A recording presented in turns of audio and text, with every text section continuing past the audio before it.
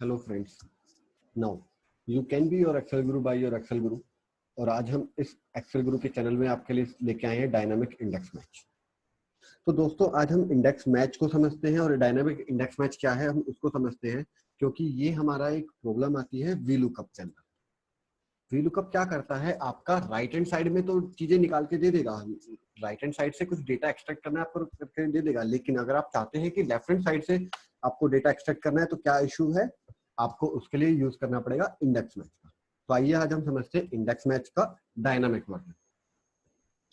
तो दोस्तों मैंने आज अपना एक बेसिक डेटा लिया है जिसके अंदर आपको एम्प्लॉय नेम दे रखा है, एम्प्लॉय आईडी दे रखी है, mobile number, email ID and salary.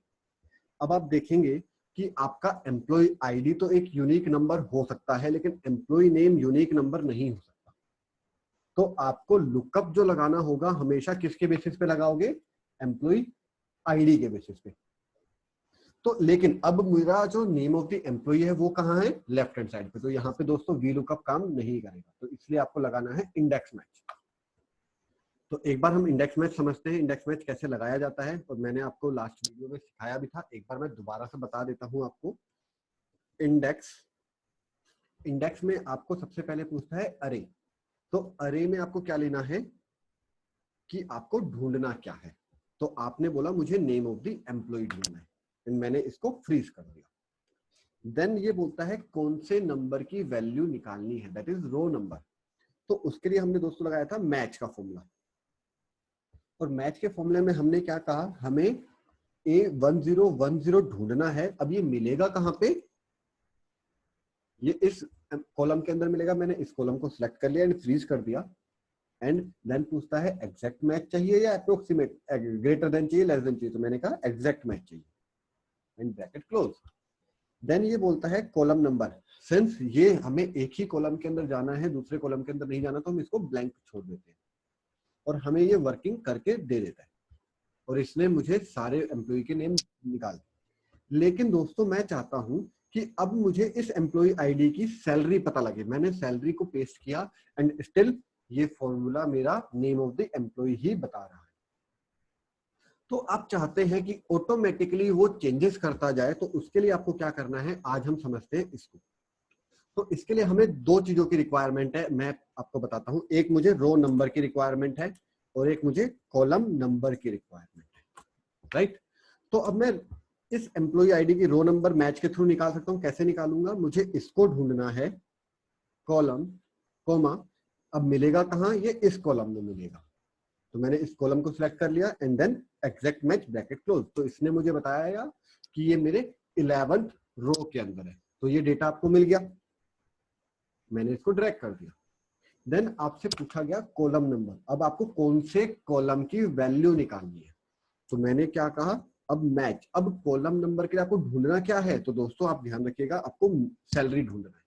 तो मैंने एक बारी इसको फ्रीज कर दिया एंड अब आपको ये सैलरी मिलेगा कहां, तो ये आपको हेडिंग्स में मिलेगा। तो इसलिए मैंने हेडिंग्स को सिलेक्ट किया एंड फ्रीज कर दिया एंड एग्जैक्ट मैच के लिए मैंने 0 लगाया एंड ब्रैकेट क्लोज कर दिया।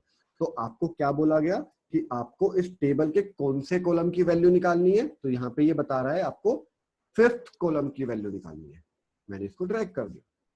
अब अगर मैं इन दोनों फॉर्मूलेस को इंडेक्स के साथ मर्ज कर दूं तो आप देखेंगे दोस्तों, अब मैं सैलरी, ये मेरा सैलरी की जगह पे मैं अगर ईमेल आईडी लिखता हूं, देखिएगा तो इसने क्या बताया, अब मेरा ईमेल आईडी कौन से कॉलम पे है, 4th कॉलम पे।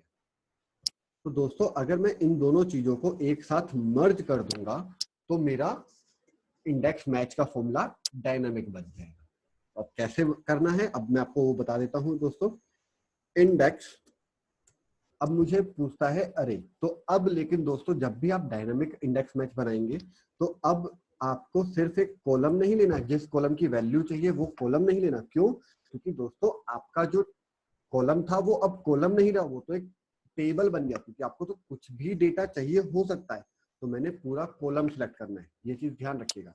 मैंने पूरा टेबल सिलेक्ट कर लिया, फ्रीज कर दिया। देन ये पूछता है रो नंबर। आपने बताया रो नंबर क्या है, मेरा निकाल रखा है। एंड देन आपसे पूछा गया कॉलम नंबर, मैंने कॉलम नंबर भी सिलेक्ट कर दिया एंड ब्रैकेट क्लोज कर दिया। तो इसने मेल आईडी दे दी। अब मैं इस मेल आईडी की जगह पे दोस्तों अगर मोबाइल नंबर लिख देता हूं तो इसने ऑटोमेटिकली मुझे मोबाइल नंबर दे दिया, मुझे फॉर्मूला एडिट नहीं करना पड़ा। तो जैसे आपको जो रिक्वायरमेंट है, बार बार फॉर्मूले निकालने की जरूरत नहीं है। तो अब अगर मैं इन दोनों फॉर्मूलेस को कंबाइन कर दूं तो कैसे करना है दोस्तों, कुछ भी जरूरत नहीं है। आप इस यहां से ये मैच का फॉर्मूला कॉपी करें एंड यहाँ T3 की जगह पे पेस्ट कर दें। आपको अब इस कॉलम की रिक्वायरमेंट नहीं होगी। सिमिलरली मैच यहाँ से कॉलम नंबर का मैच का फॉर्मूला कॉपी करें एंड यहाँ पे U3 की जगह पे पेस्ट कर दें एंड देन ड्रैग कर दें, तो आपको इन दोनों कॉलम की रिक्वायरमेंट नहीं है। अब सैलरी, मैं मोबाइल नंबर की जगह पे सैलरी चाहता हूं तो ये मेरे को सैलरी दे देगा। तो इसी तरीके से आप डायनामिक VLOOKUP इंडेक्स मैच बना सकते हैं दोस्तों। अब आप चाहते हैं आपको मल्टीपल डेटा बनाना है तो कोई दिक्कत नहीं है दोस्तों, आप मोबाइल ये तीनों चीजें लीजिए, यहाँ पे इसको यहाँ पे लिख दीजिए। अब आपको क्या करना है, इसी फॉर्मूले को यहाँ पे पेस्ट कर दीजिए, इसी फॉर्मूले को ड्रैग करें एंड यहाँ पे पेस्ट कर दीजिए।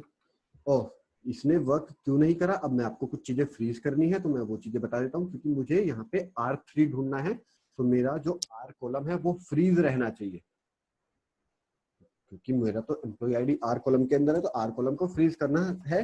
एंड मेरा दूसरा क्राइटेरिया जो था वो कॉलम रो नंबर 2 में है, लेकिन मेरे कॉलम चेंज होने चाहिए दोस्तों, तो मेरे को वहां से उसको सिर्फ और सिर्फ रोज को फ्रीज करना है। आप अब इस फॉर्मूले को हर जगह पे पेस्ट कर दीजिए, तो आपकी रिक्वायरमेंट आ गई। अब आप इसकी जगह पे नेम ऑफ द एम्प्लॉय चाहते हैं तो दोस्तों आपको सिर्फ नेम ऑफ द एम्प्लॉय करना है और इस फॉर्मूले को ड्रैग करना है। तो जैसी आपकी रिक्वायरमेंट है उसके बेसिस पे ये आपको ऑटोमेटिकली कैलकुलेशंस करके दे देगा। आपको बार बार अपने फॉर्मूलेस को चेंज करने की रिक्वायरमेंट नहीं पड़ेगी दोस्तों। तो आप लोगों ने आज सीखा दोस्तों कि कैसे हम डायनामिक VLOOKUP बना सकते हैं। अब हम अगली वीडियोस में इसका और एडवांस वर्जन देखेंगे, VLOOKUP में क्या क्या इश्यूज आ सकते हैं। तो डायनामिक VLOOKUP के बाद हम और एडवांस देखेंगे। तो stay tuned with my channel and please subscribe my channel and press the bell icon, जिससे आपको नई नई नोटिफिकेशंस, नई नई वीडियोस की नोटिफिकेशन मिलती रहे। थैंक यू दोस्तों।